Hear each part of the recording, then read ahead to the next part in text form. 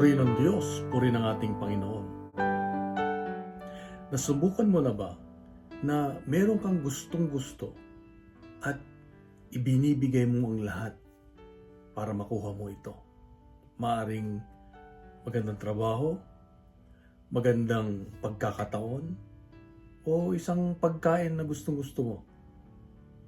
Minsan, ako ay nakahanap ng isang trabaho na akala ko ito na yung aking dream job, na ibinubuhos ko lahat ang aking kaya, ang aking lakas, ang aking panahon, at wala na akong time na magdasal, wala na akong time na magsimba. Palaging ito na lang aking ginagawa at pinagkakabalahan. Pero pagkatapos, nararamdaman ko na parang may kulang pa rin. Laging may kulang. At ako ay nalulungkot.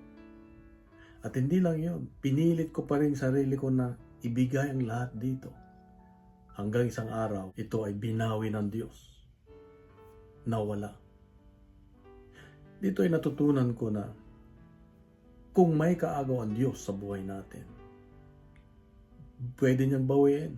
Kunwari, yung trabaho mo, yung boyfriend mo, yung girlfriend mo, o yung mga bagay na naietsapuera ang Diyos. Kunwari, sa pagsisimba, hindi ka na nakapagsimba dahil siya ang inuuna mo. Ibig sabihin, may kaagaw ang Diyos. At pwede niyang bawiin ito anytime. Kaya kasi Ebanghelyo ngayon, may paalala siya na kung gusto raw nating sumunod sa Kanya ay kailangan buhatin natin ang ating krus. Unahin siya lagi upang tayo maging tunay niyang alagad. Tunay niyang tagasunod. Kaya ang paalala ng Diyos sa akin ngayon ay unahin natin lagi ang Diyos sa buhay natin. O nga't marami kang mga gustuhin o pangarap sa buhay. Kung inuuna natin ang Diyos, iaayos niya ang lahat. Gagabayan niya tayo. Hindi yung gusto natin ay tayo lang ang nasusunod. Mas maganda yung paggabay tayo ng Diyos. Dahil makikita natin na ang buhay natin ay nasa magandang patutunguhan at meron kang kapayapaan lagi.